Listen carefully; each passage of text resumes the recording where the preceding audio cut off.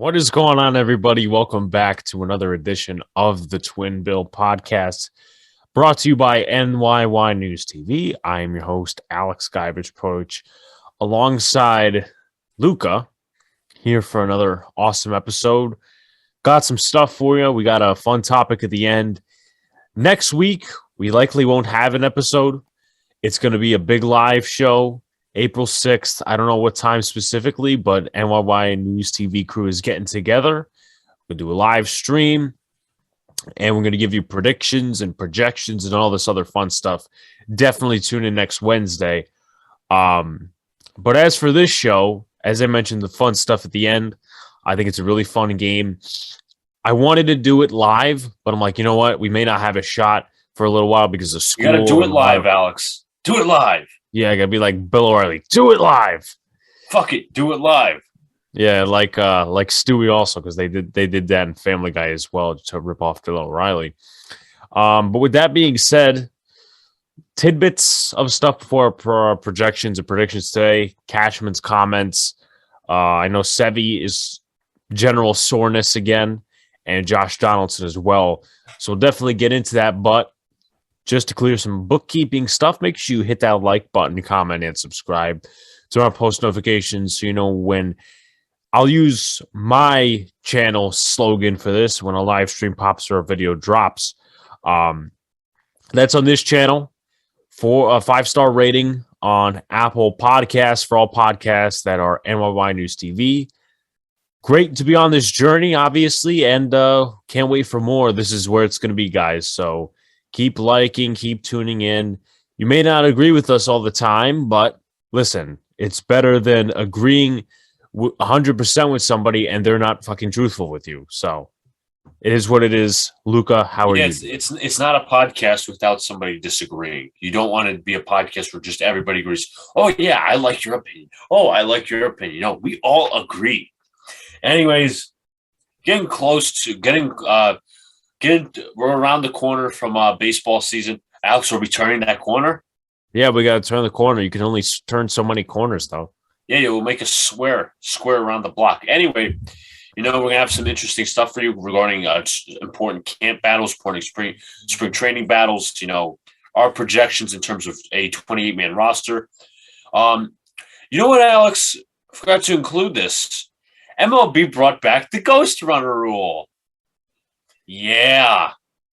Let's keep stabbing this. Here's this. Here's why the NFL in some ways is better than the MLB. The NFL actually did something that is good for their extra innings, and it's not extra innings there, obviously. It's overtime. While the MLB, nope. Let's just reverse every bit of progress we had during the talks and go back to the ghost runner rule. But obviously, you have guys like John Heyman championing it, the cuck that he is, and the company man, as Luca likes to talk about some other people, the company man that he is. Just going to reveal some thoughts on it, though, first. It's sad.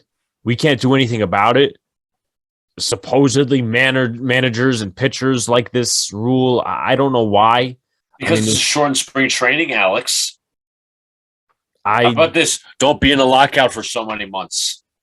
It shouldn't even have to be predicated on, it's, barely any spring training. That's both sides' fault. That's not, you think really the fans, which it should be catered to more, but obviously MLB, MLBPA, we all know what happened the last few months. I want to know who actually likes this rule.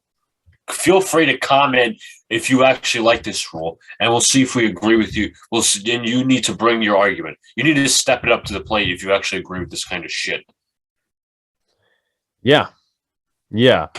What did Peter say in Family Guy? No, it was actually Carter Pewterschmidt in Family Guy was making comebacks for Peter because he was bribing him because he saw Carter cheat on Babs, and he's like, shape up or show me your balls. So I'm not going to get into any further of that, but if you actually have that opinion that you like the extra inning rule, please, tell us why. So if Luca, if you would like to go into the first couple tidbits, and we'll go into our projections a little later Would on. you like to go with Cashman's quote or what we heard about Severino and Donaldson? Donaldson's also sore, by the way. I'm sore too. I'm very sore. Let's go into Brian Cashgod.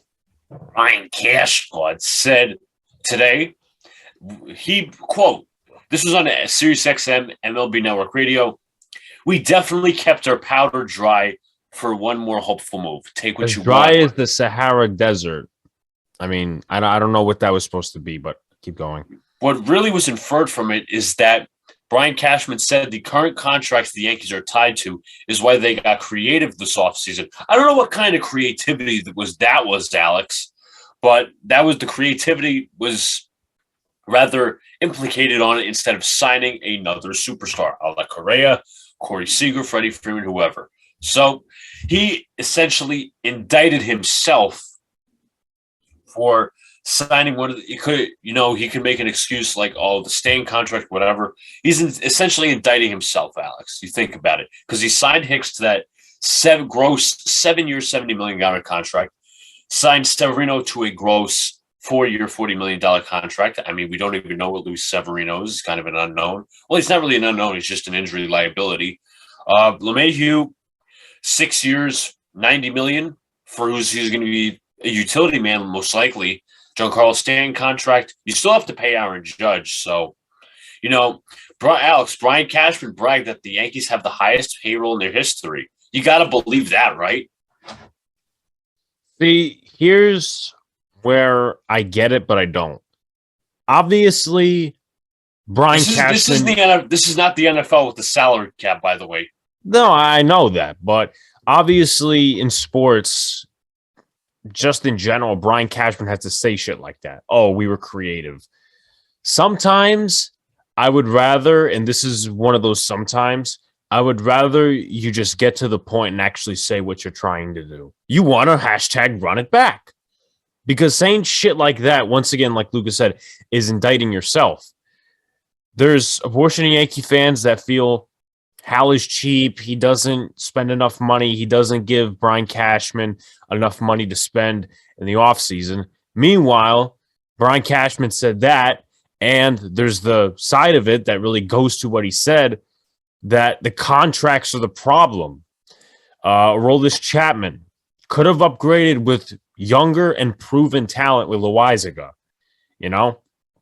Zach Britton, I mean, that was bad. Last year was bad.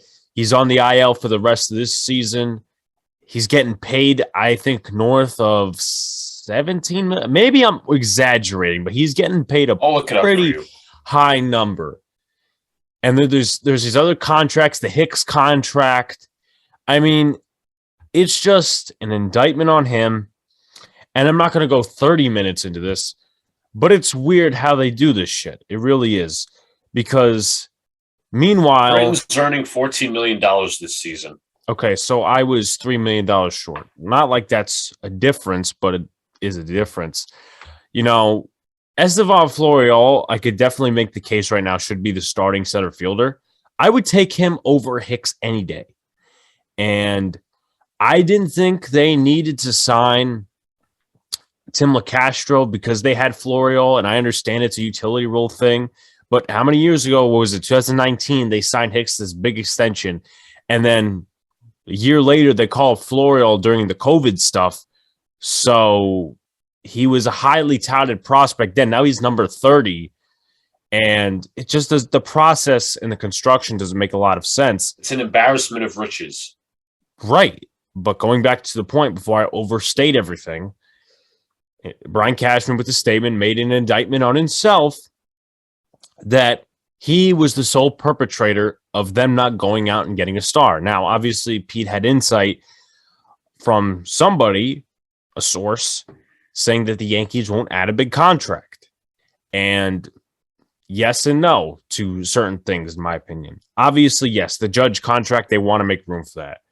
But it didn't make sense to salary dump Luke Voit for a prospect when you could have done a shit ton of other salary dumps. Trade Hicks somewhere. I mean, as much as we rag on the contract, $10 million per year isn't that much. So a You can team can attach easily prospect. take it on. You can attach prospect to get rid of the Hicks and Chapman contracts. Right. It's like what they did. Do it at the with deadline. Reds. Chapman's going to say if you like if the Yankees are in that bad of a position where they say, you know what, I don't think they will be in this position, but even if they are, they won't be giving up. They'll just try to trick the fan base that they're adding on because they're that team, they're that organization. But in a realistic scenario, if the Yankees are out of it by July and they're like really out of it, they're like fourth place, however many games back, third, how many games back the wild card, whatever. You send Chapman to a contending team, World Series team, whatever, and you attach a prospect. That's what you do. Say, you know, we'll take on this much salary. You can take on this much. Right.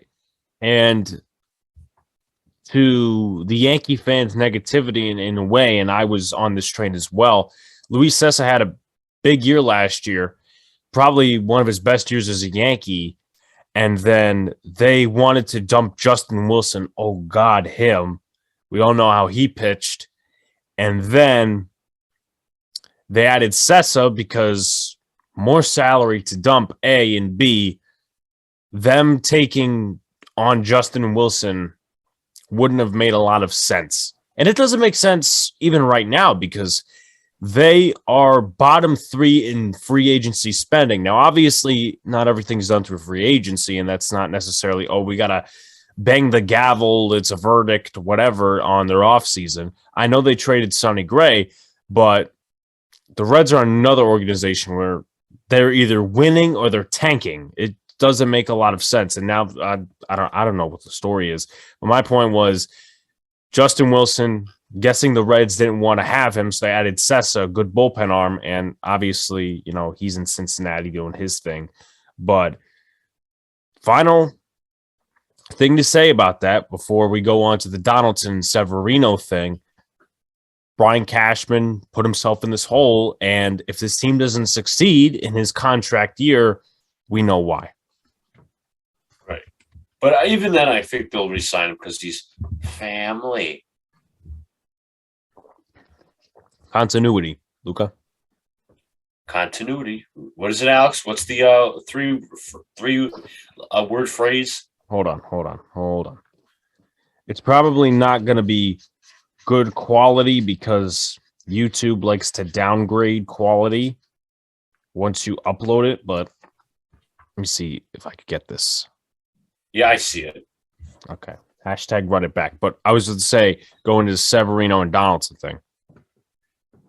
Yep. So we heard today that Josh Donaldson and Luis Severino are both dealing with soreness. Donaldson, I think, said it was in his throwing shoulder, his left shoulder. And Luis Severino now will miss the start because he's dealing with soreness. Now, I got two things to say about that. Number one, here comes the start of the what ifs. And number two, what happened to the days where you ice your arm after soreness? Those are my two questions. Now we're going to have the Yankees. First of all, now we're going to have the Yankees treat both with kid gloves. I don't know about Donaldson so much, but Severino, he's probably going to have to be dealt with kid gloves because of the way, they brought him back and everything. He hasn't really pitched a ton of games since 2018. He hasn't got the bulk of those reps. So it's going to be rough the first month or two until he really transitions. So your thoughts? Yeah, and Boone made a comment. It was either him or Cashman about what the rotation is going to look like, which we'll get into a bit. And I try not to worry too much about spring training. It's been 2 weeks, revving up the players, all that sort of stuff. Severino hasn't looked the greatest. I think we all know that. But it's not just, okay, he didn't look good in spring training. It's also, can he stay healthy? And the Yankees didn't make, this is real, this isn't complaining, they didn't make any additions. And if I'm going to be real here, the Yankees, every time they try to develop a starting pitcher, it ends up being a bullpen person. That is exactly what Tats said when I was on Pinstripe Chronicles. That is exactly what he said. I honestly did not watch Pinstripe Chronicles when you were on. Like I watched the first. He talked about Joe Chamberlain. He talked about Ian Kennedy. He talked about Phil Hughes in a way. He talked about Michael King. Clark Schmidt, you just brought up. You and Tats made the same points. You literally made the same exact points because we cannot develop proper starting pitching. We haven't done that since Andy Pettit. Shout out to Arby, by the way. He actually mentioned something that I now agree with. And they can't do this because they didn't attack the starting pitching. Put Sevy in the bullpen and have him work his way back. But unfortunately, that would leave us with what? 3 starters. No, not 3 starters. What are you talking about? 4. No, because Lindsey Adler put out that the Yankees have their 5 starters set. It's going to be Cole, Severino, Tayo, Montgomery, Cortez. Okay, so I need to go back to kindergarten because I can't count. But that's still not a reliable rotation. Even then, if the Yankees play Severino in the bullpen, they would throw Keel at the number 5 spot if they even use him the right way. Because I'm not convinced. Yeah, I know. I'm not convinced either. But he was like, up and down, up and down, up and down. And when and there was a certain time last year, he struggled in one start. And Michael K's like, all the fans out there wanted to bring him up again. It's because he hasn't got. It's because he hasn't gotten consistent time in the major leagues. You fucking fool. So. Get your head out of your ass, but not the point. The Yankees won't use Luis Hill correctly. I mean, when are we ever going to see Clark Schmidt as a starter again? It's not happening. Here's the thing. I said this, I think, last episode. And if I didn't say it last episode, I'll say it again. It's going to prompt 2 things if a starter gets hurt. And I think one of those starters are either going to be Sevy or Tyon, because Tyon is still coming back from a major injury, and some were actually projecting that he would not pitch until late April. So he's, to be honest, premature in his rehab, and he looked decent. I think I can't remember when he pitched, but I think he looked decent from what I remember. But it would prompt 2 things. Once again, the one is unlikely to happen. Either to get a Montas or a Manaea. Obviously, that's out of the question. Right now, the Athletics are keeping him. Or, for the time being, they would put Michael King in a starter role, Clark Schmidt, Luis Hill. And I don't know who said it. I think it was one of our guys or someone on Twitter.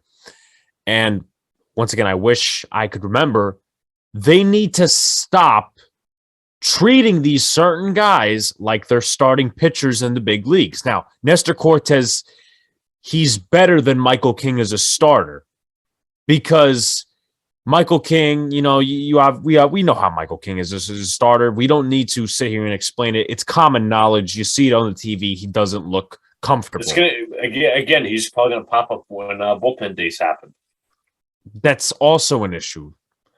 I mean, if I was talking to an analytics bug and they asked me, why do you think bullpen days are bad? I would tell them, hey, guess what? I went to the 19-5 game, and that was a bullpen day. Was it Chad Green who started that game? It was Chad Green. Yeah, it was. He gave a grand slam to Jose Ramirez in the first inning. It's just a waste of arms, in my opinion. A complete waste of arms. Right. And once again, it would likely just prompt, if Sevy or Tyon get injured, prompt King to start. Honestly, from my projections, maybe there's another guy on there that I don't have. And I just screwed something up, but I'll go over it in projections, whatever. Who's going to be that guy? And I'm going to preview it real quickly just to make a point. So you got your 4 starters, and you also got Cortez. And I obviously put King down. Cortez, Rodriguez, Abreu, Peralta, Lidke, Green, Holmes, Loizaga, and Chapman. I feel like that's the bullpen. We'll go over it in projections a little later on, just go into depths. But if Severino or Tyon gets injured, are you calling up Luis Hill to start? I'm worried. I'm honestly worried. I don't trust Sevy for a full season. And I can take with a grain of salt his spring training because once again, he hasn't pitched too much in spring training. They got like 2-3 weeks to rev up their arms, whatever. But just your overall thoughts on Sevy in this whole situation before we go to Donaldson, if there's anything to talk about. Listen, if it is, I don't know. I think the soreness is just going to happen because, soreness happens. It's not like, somebody strained something or pulled a hammy or whatever. But, I hope it's just not another long list of injuries for Severino or just this team in general. And Donaldson, I think I remember I just looked it up. Sore right shoulder, his throwing shoulder particularly. So he's not expected to miss any time. Just put some ice on it and he'll be fine. And he's also the lightest of his career. Now, let me ask you a question. Pete said it in his live, and I'll use this week of the day of the week term because I want to make it more towards as we're talking on Wednesday, just in the way I'm describing this. But Pete went live talking about Cashman talking to his ass, and I disagree with him on something. And obviously, we disagree on things. It's not, NYY News TV, we all agree. No. That's not the slogan. It's real talk for the real fan. But let me ask you this, and I have a point to bring up. Do you think that Donaldson is an upgrade over Gio Urshela? Power-wise, yes. Defensively, in my opinion, no. To me, Donaldson just does not have the range, in my opinion, when you're looking at it focally. Maybe he did a couple of years ago with the Jays and the A's, but I don't know. It's just when he's going to be 36, 37, 38 with the Yankees, he's just not going to have that range Urshela had. Was Urshela the greatest defender of all time? Was he fucking Greg Nettles? No. But I thought he was a pretty good defender, in my opinion. It's just, Donaldson is a good fielder. It's just, I don't think his range is going to decline with his age. That's how I see it. Here's why I say total downgrade. And to be honest with you, this is not even totally on Josh Donaldson. This is on the construction. Here's why I say it's a total downgrade. Here's why I disagree. Just overall. Obviously, the power, if you're looking for power, it's going to go to Donaldson. If you're looking for defense and someone who's leaner and who's younger, that's Gio Urshela, right? But you look at the top 5-ish, maybe even 4. Actually, no, you can go to top 5. Discount LeMahieu, though, and some other guys as well. Anthony BRONX, I think that's his name. If I'm fucking it up, I apologize. The one who's on Boys in the Big Apple. He said this: the Yankees, outside of DJ LeMahieu and a few other guys, have 0 contact hitters. And you take a look at the lineup right now. DJ, and then you could literally have a deluge, a 6 amount of guys who are just power hitters. Now, I will say that some of them do hit for contact, that they're not Joey Gallo. And once again, you guys know how I feel about Joey Gallo by now. I'm not the biggest fan of him. However, you need contact hitters. And another great point by another great content creator, you go in the playoffs, it's great to have guys that hit 550-foot home runs, but you need contact hitters. Derek Jeter, DJ LeMahieu, even though he was disappointing last year with the injury. So that's why I value this trade as just a downgrade because, okay, we can make our spats over defense, over power, who's better at this, who's better at that. But in terms of the construction and the way this team should look, in my personal opinion, I think it was an overall downgrade because Urshela was a contact hitter and him and LeMahieu, and I'm just talking pure contact hitters. And I understand this isn't, the 90s baseball and all this other bullshit. Him, LeMahieu, and I think that's about it, were only contact hitters. Maybe you could name some of the comments. Torres was expected to be a power bat. I mean, he could be post for a comeback season, a breakout season, but that's not stamped in. That's not proven yet. We don't even know. Just gonna finish it off like this, then we can move on. I view it is a downgrade just overall because you're losing a contact hitter, and what you're going to have is a bunch of top-heavy players at the lineup. At the top of the lineup to be specific because you could okay, I'll take Judge. Definitely. Judge, he great player. Definitely hits for contact. Stan is more on the power side, but I could stand him. Joey Gallo, I'm not a big fan of. Fuck Aaron Hicks. He's not going to do anything this year, in my personal opinion. What are the expectations there? Anthony Rizzo, I mean, you had options on the table. We've discussed this a zillion times. So, and then Donaldson as well. He's a contact hitter, in some ways, yes, but he's more power. And once again, if you shape all those guys the way the Yankees construct their lineup, it's all going to be top. And then your bottom of the lineup is not going to be good because you only have 1-2 contact hitters. But I'll explain some of that stuff, and I have a hot take towards the infield part of our projections. But if you want to lay it down, any final thoughts, and we could start going into our projections if we don't have anything else to cover. In a way, I was going to compare this to football and basketball. The Yankees don't have a balanced lineup. The Yankees essentially, in basketball terms, have a complete lineup of three-point shooters. Nobody's driving to the rack for easy layups. Nobody's in the paint for alley-oops. It's just three-point shooting, three-point shooting, three-point shooting. And what happens when you shoot too many when you try for too many three-pointers? I mean, we've seen the Knicks do it several times. They'll go for 21 for 42 from downtown.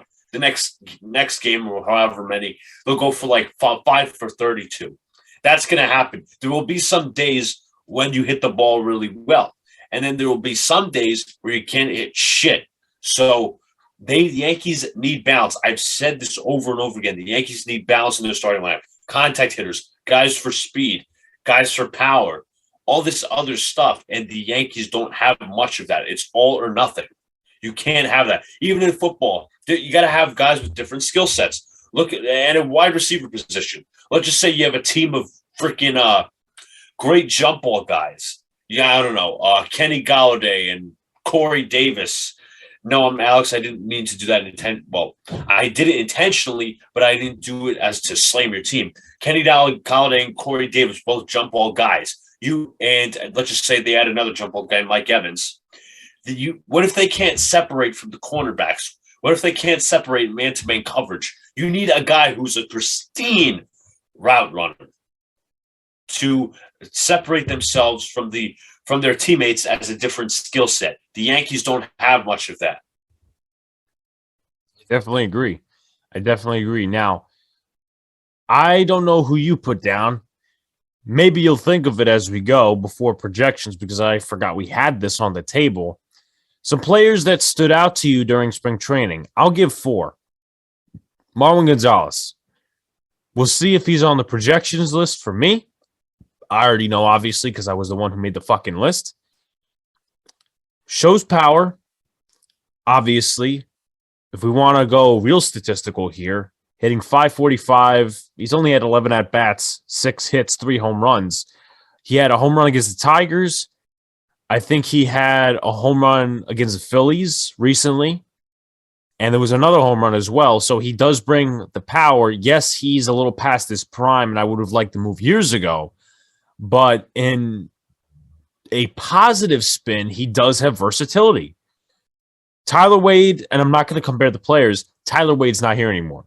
I didn't like Tyler Wade. I thought he was a waste of space on this roster. I didn't like him. Yes, speed, but I don't think the baseball IQ was there. And that's what a lot of people forget. Oh, Tyler Wade, why did we get rid of him? I don't think he had a baseball IQ. Sorry. Maybe the front office saw that. Maybe they didn't. Whatever.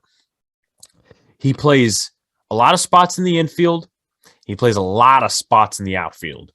So for some reason, if Joey Gallo is off or Judge is off or LeMahieu's injured or Donaldson gets hurt, he can go and fill in. I don't think he's ever played catcher. He's pitched once, but those are not really positions that are relevant to this conversation right now in terms of just being versatile in the field. I think Marwin Gonzalez brings that, but once again, he is a little past his prime, so I'm not going to expect, he's going to have this great year.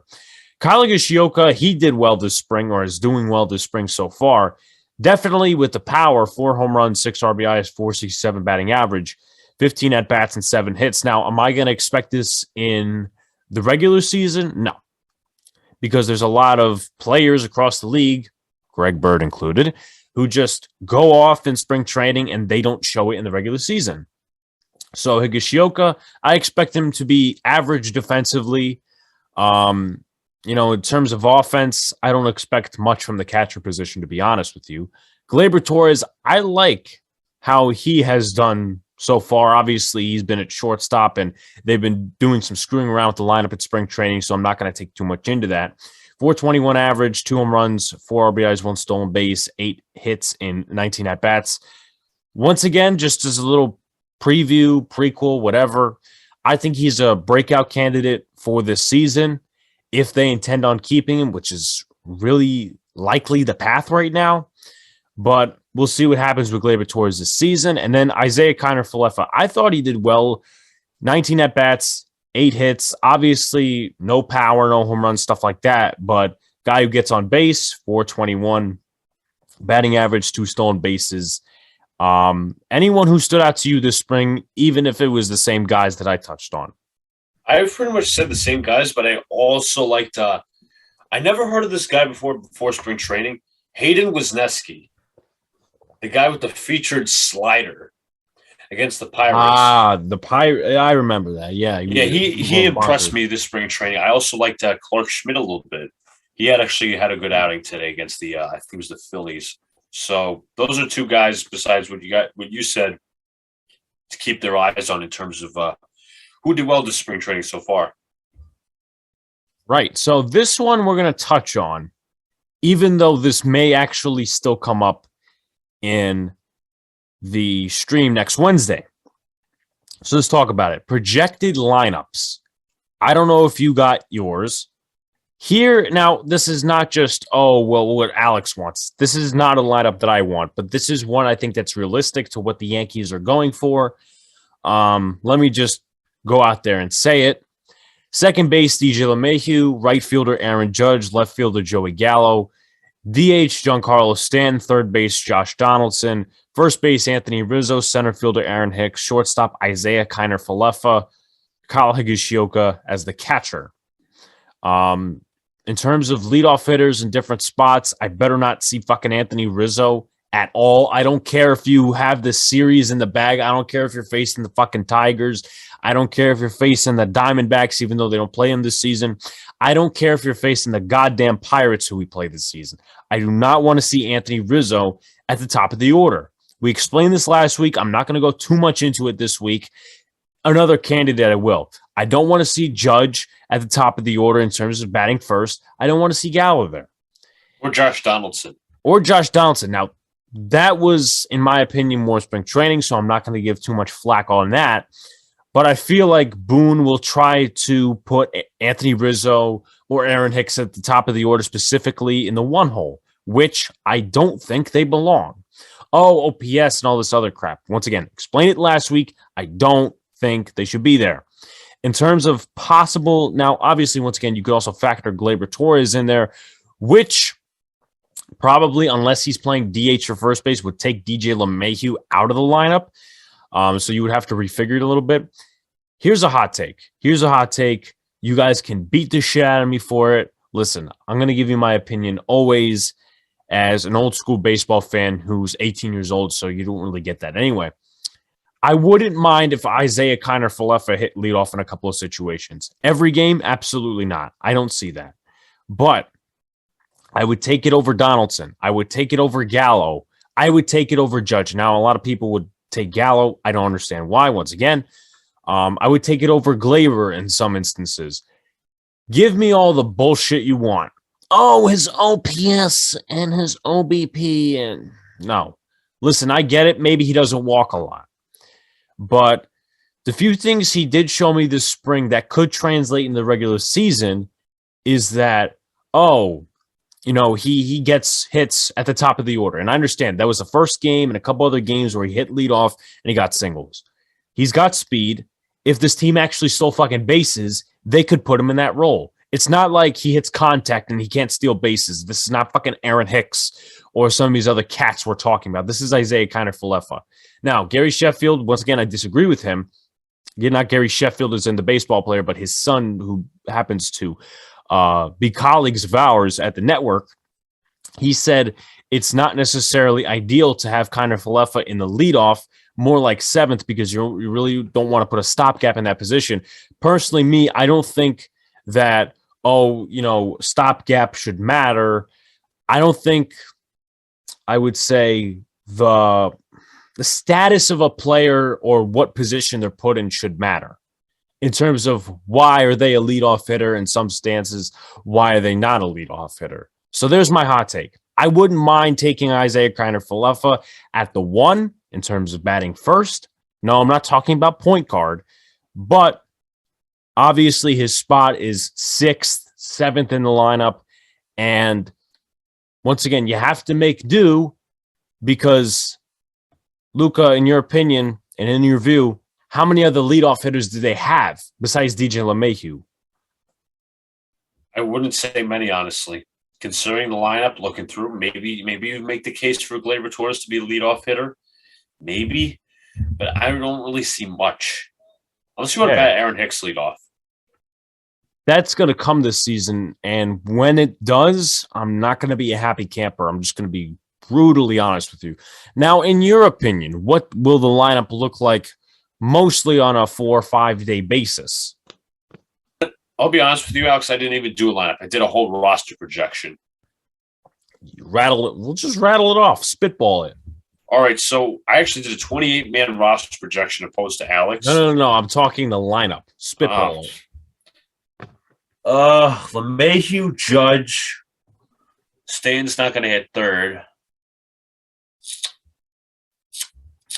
Let me think about this. I think Rizzo would hit third.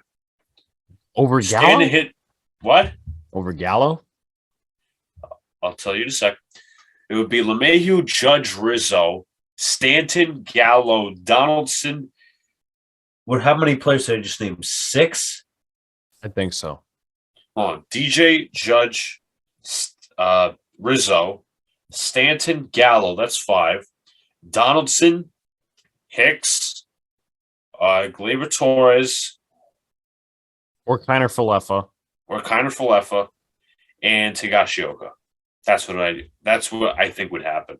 So similar, but at least you around got Rizzo. Yeah. And at least you got it out, and it's not like, okay, I don't have anything. But yeah. Anyway, let's go position by position.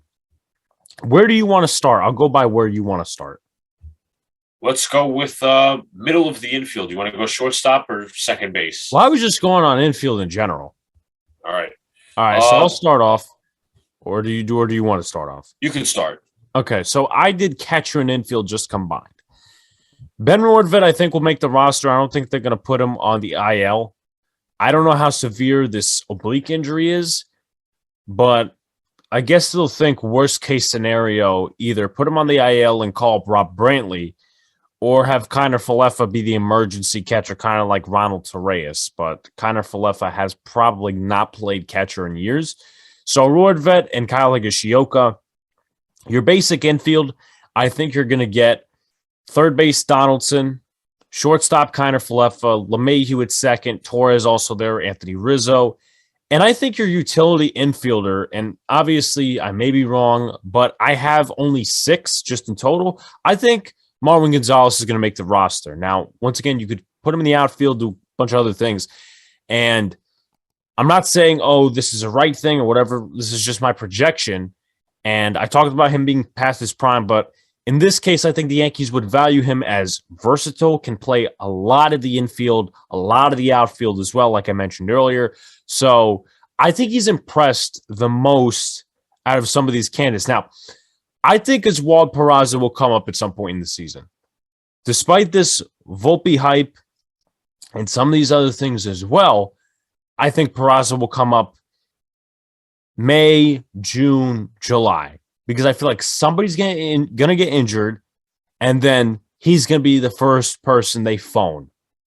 I don't think it's going to be anyone else down there. it may be Phillip Evans, it may be Jose Peraza, but they have not impressed me too much. I mean, probably Evans more than Peraza, but those guys are journeymen. You know, at least if you're going to call up guys and put them in good positions and give them reps, you might as well give it to your third best prospect. So that is my infield. That is my catcher's room. All right, so here's what I did.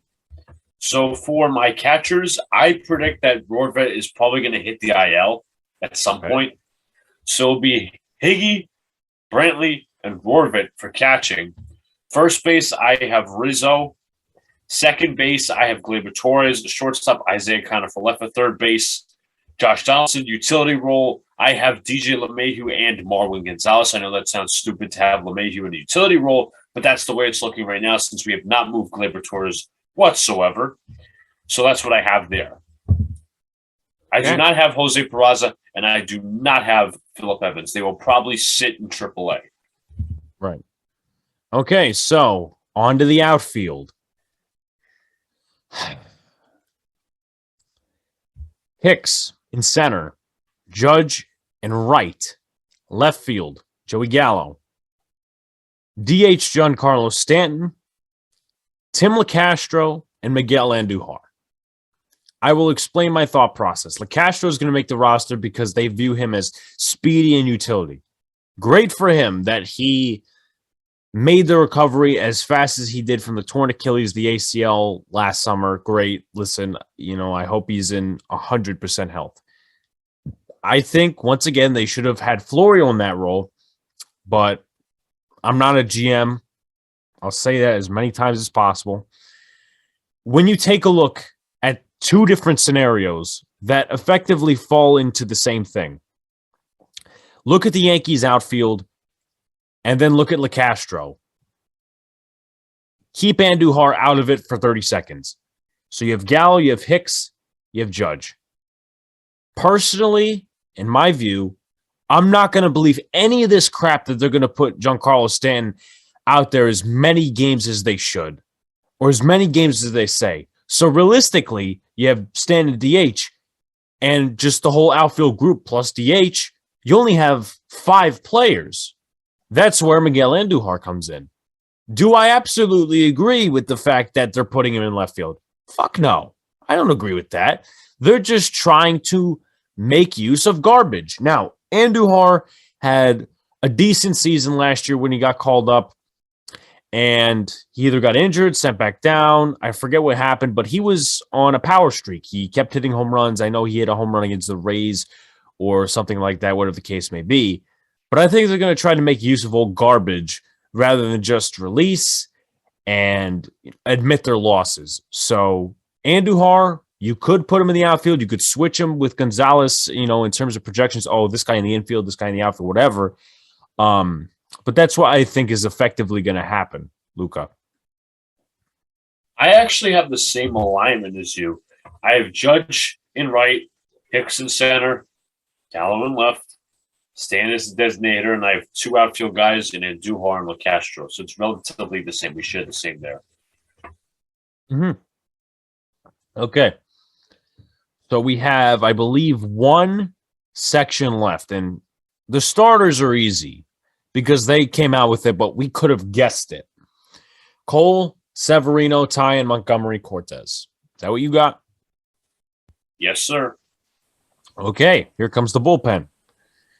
Michael King, and this is a 28-man roster, by the way, because I read upon it, at least according to a blog. It was a Cubs blog, but still stating the rules that you can go up to 28 through May.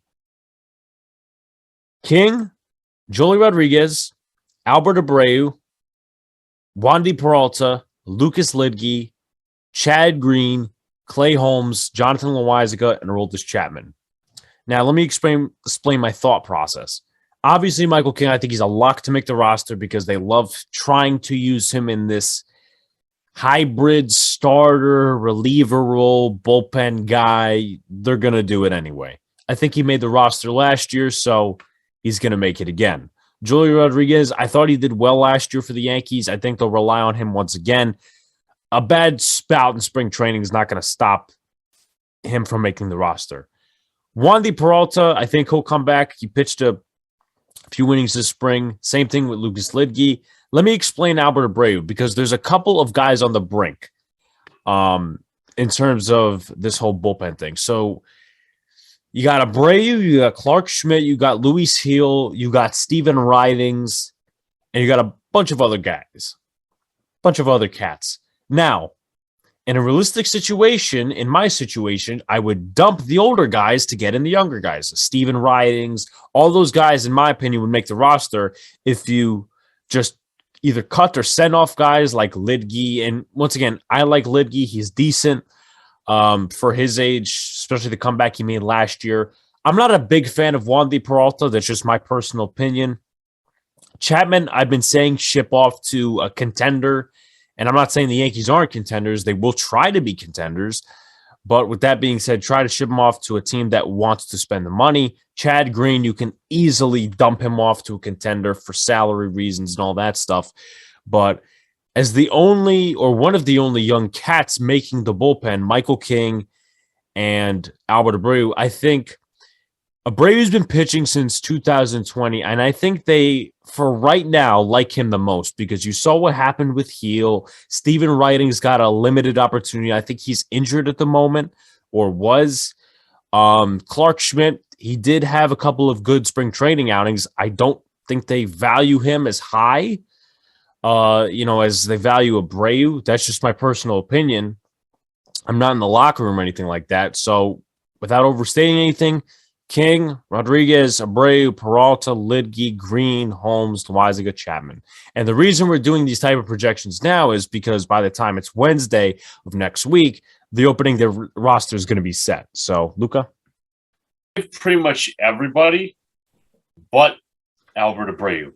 And I'll tell you why. I had the third catcher because Rorvet would technically be on the IL. And he would still count towards the roster unless he got put towards 60-day IL. Is that correct? I think that is the rule, yes. Let me ask you a question. I know that rule is true and you did it correctly. With that being said, who would make it, in your opinion, if Rorvet was put on the IL and if it actually didn't count towards a 28-man spot? I'm thinking of Clark Schmidt, if I have to be completely honest. Okay. Fair enough. Played well this spring. No, I don't disagree with you. All right. So, before we wrap it up, I have a fun game. I'm going to set a timer, and we're going to do it like this.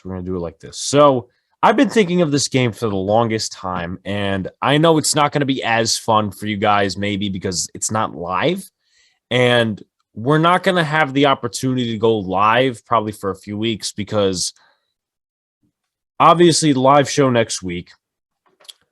After that, Yankee games are going to be 7, 8 o'clock on Wednesdays. And with that being said, we are not out of school till May, and the podcast premiere time is probably going to be pushed back to sometime in the morning, and I have classes in the morning, so once again, that wouldn't work. But here's the game we're going to play. I think it's fun. Obviously, we're not going to go too fast. I'm going to set a timer for about 2 minutes and 40 seconds. Let's start with, you know what? How about this? Luca, what's the Yankees payroll right now? $230 million. $230 million.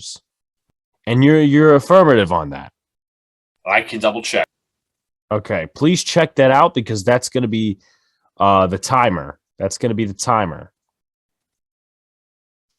Love having an Android because this is what happens. Okay, tell me what the payroll is if you can get it. Total payroll is, according to Spot Track, $239 million.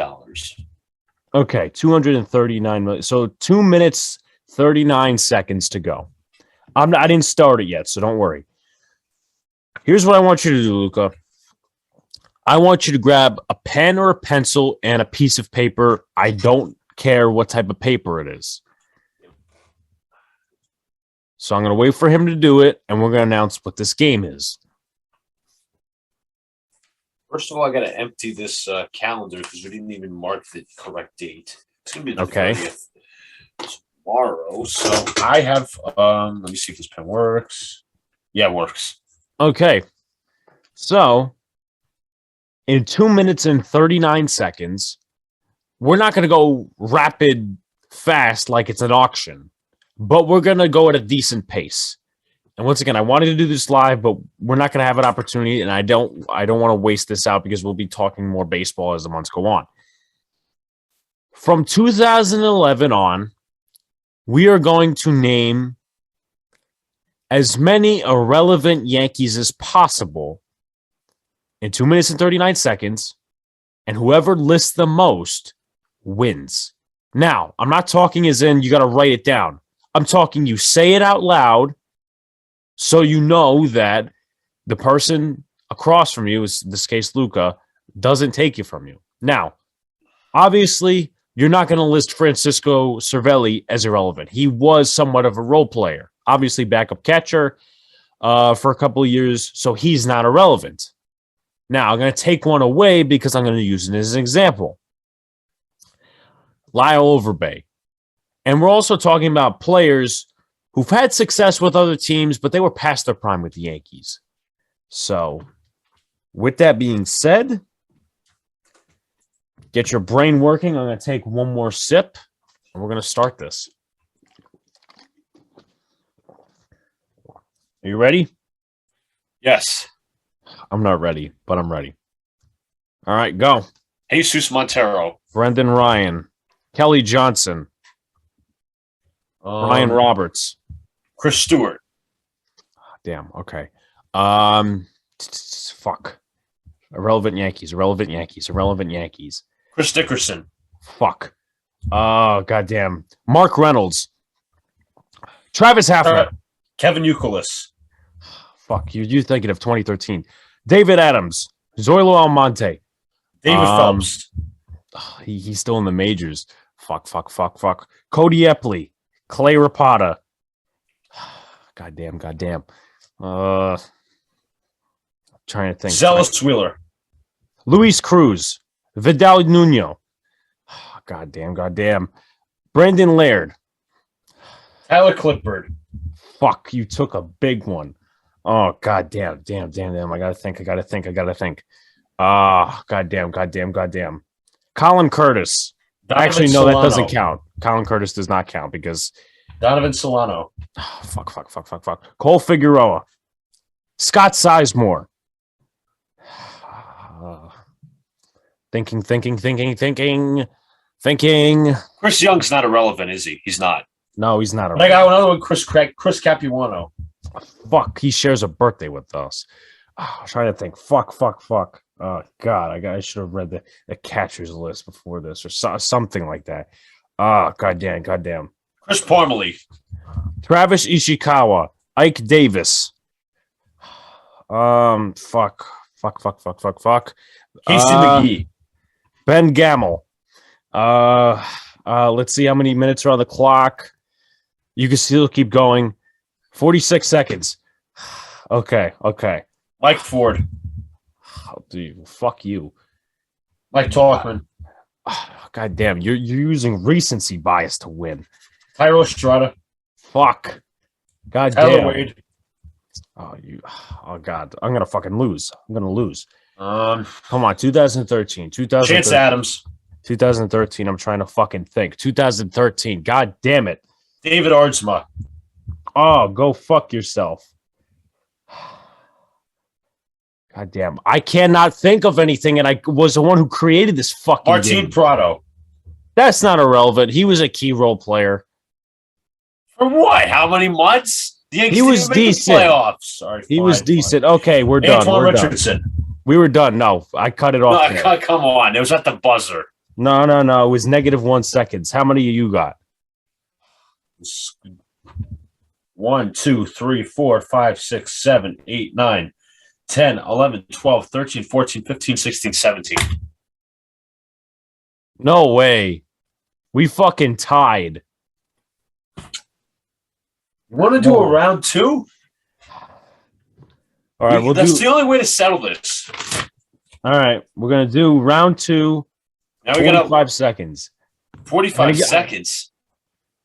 What about halftime? Like half the 2 minutes and 39 or whatever. How much is that? Damn it! Do the math. Well, how a minute and 20? How about a minute and 20? A minute 15. Fine. Okay, I'm gonna give. Are we gonna add up all the totals, or are we just gonna do the totals from round 2? No, I mean we can. We can.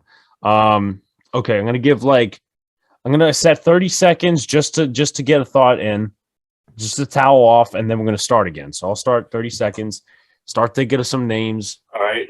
I gotta get some water here. How did we tie? I don't know. Okay.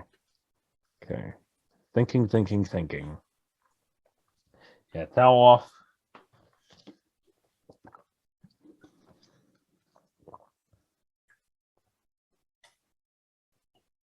We used Kelly Johnson. We used Brian Roberts. We used Brendan Ryan. Stop. Hate Brendan Ryan. As I said, it's gonna be much harder this time around. Yeah, because we listed a lot of irrelevant Yankees, and you listed Jesus Montero, right? Yes. Okay. What did we agree on? 115. Yeah. Now I'm gonna cut him out. It's unfortunate, but would you say Clint Frazier was irrelevant? I would just take him out. Okay. Honestly, my opinion. All right, ready? I'm not ready, but I'm ready. Okay, here we go. Antoine Richardson. Zealous Wheeler. Fuck. Trying to think of guys that went to the fucking Eric Young. Damn it. Oh, goddamn. I had somebody in the back of my fucking head, and now I can't Chase Headley count? We'll cut him off for count it. Yeah, because I was gonna say it's standard because he actually did play third base for a time. Justice Sheffield. I'm gonna say Freddie Garcia. Okay. Fuck. Trying to think. Damn. 2013. Trying to think. 2013. Trying to think. Jim Miller. Fuck you. Brett Marshall. Fuck.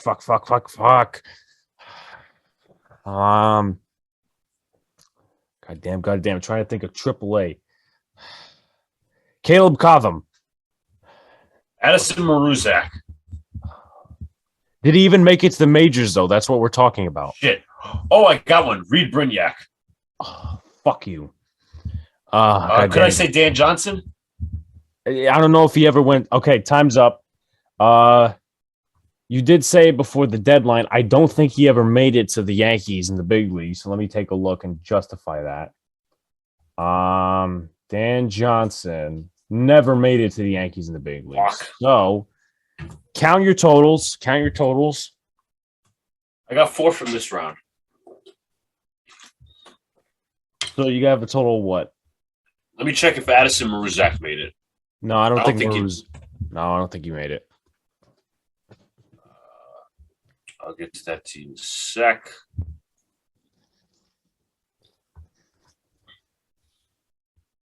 No, he never did. Okay, so how many in total do you have? 4. No, I'm talking in total overall. Oh, 21. I win by 1. Can I just list some irrelevant Yankees that we missed from not all the years, but some bad years? All right, so let me shout some names. Okay. Cesar Cabral, Chris Buchek, Ben Francisco. Oh my God. Melky Mesa, Thomas Neal, Vernon Wells. This gets better. This is a long list of infield. We missed a very good name. Jason Nix. Alberto Gonzalez. Bro, I was thinking about him. God damn it. Corbin Joseph. Oh, God. Brent Lillibridge. Oh, God. Chris Nelson. Are you just naming off the 2013 Yankees? J.R. Murphy, Oh God, I forgot about him. Mike Zagurski, Ugh. David Huff, Matt Daly, Preston Claiborne. Jeff Francis. Oh, I forgot we had Jeff Francis. I'm going to go to 2014 now. He was actually good with the Rockies, I think. Yeah, for a time he was. So Jeter's last season, 2014. Here we go. Wade LeBlanc. Stephen Drew, if you consider him irrelevant. He somewhat makes it. Yori Perez. That's who I was looking for versus Eric Young. Yanhervis Solarte. Fuck, how did we miss him? Jose Perella. Now the pitchers. Bruce Billings. I said Capuano. You said Jeff Francis. Rich Hill. And he's still pitching in the majors, to my knowledge. If he hasn't retired just yet.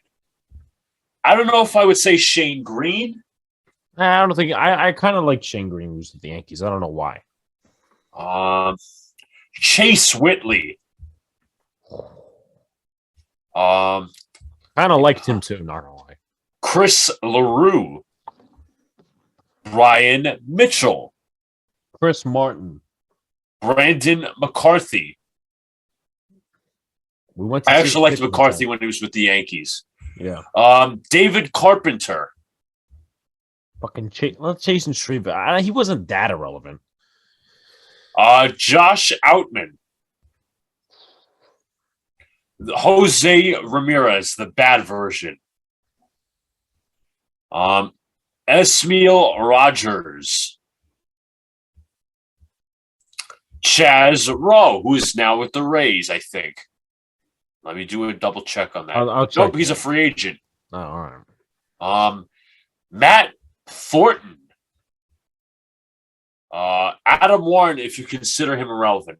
Maybe he was more relevant in years to come. But let me go to 2015 and then we'll end it off there. If you want to include 2016, that's fine.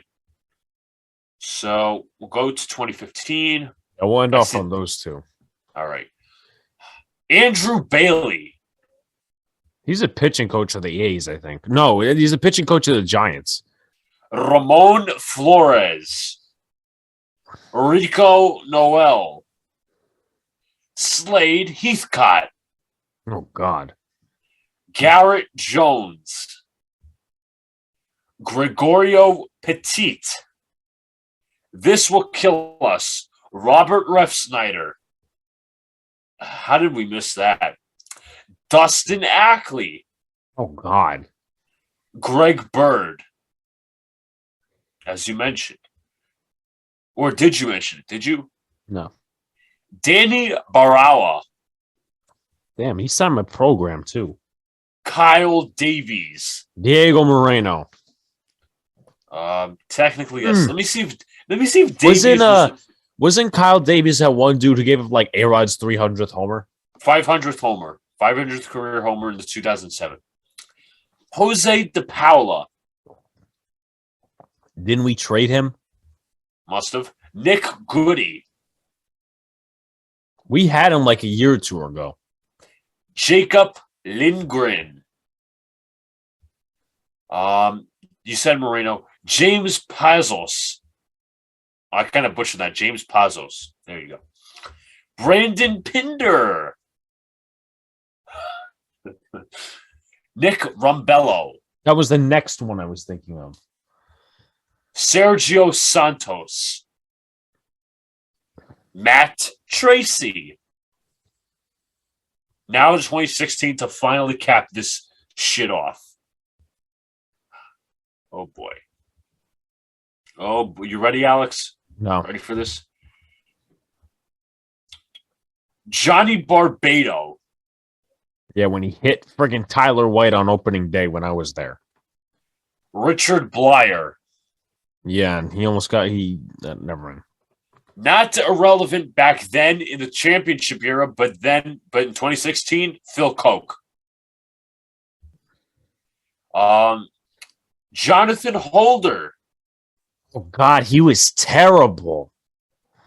Tommy Lane. Connor Mully. I remember him. Tyler Olson.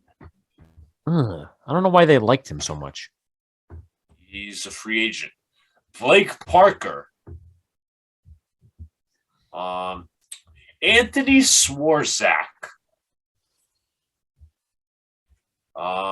Kirby Yates, who is now a very much improved reliever. Mason Williams.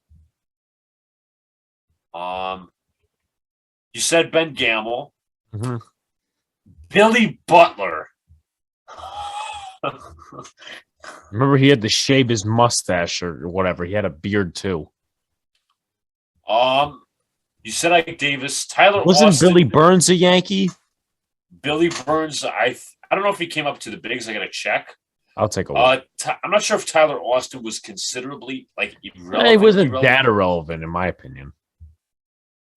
So that's pretty much no. that, He Alex. was minor leagues 2019. So yeah, Alex, that is some irrelevant Yankees we listed. There was a plenty. So we listed. What was I going to say? Just overall within here's another one. Carlos Corporon.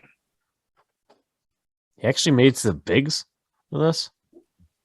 Let me see if he actually did. I know he was in spring training, but then the Yankees traded him to the Rays. What was I going to say? Did we have Chirinos too? We have Robinson Chirinos. I think we did, maybe. I don't know. But we listed a total of 21, 22, 43 irrelevant Yankees within that span, plus the ones extra afterwards. That would probably be like 50. Maybe 60, the way we fucking went. Did you look up the Corporon thing? He was never in the big leagues, except spring training. And then, because after spring training, the Yankees traded him to the Rays. Okay. Remember when Ruben Tejada was a Yankee for a little while? I was like, what the fuck are you doing? I remember Kellen Deglin, but he was never in the big leagues. Yeah. All right, Luca, final thoughts. Well, that was a pretty interesting segment, knowing that there were 50 irrelevant Yankees plus, and it's about 7 of them plus we didn't name. Looking forward to next Wednesday, big stream with the guys. We're right around the corner's opening day. We'll be there. So baseball season's around the corner. We'll see what happens with the Yankees, Alex.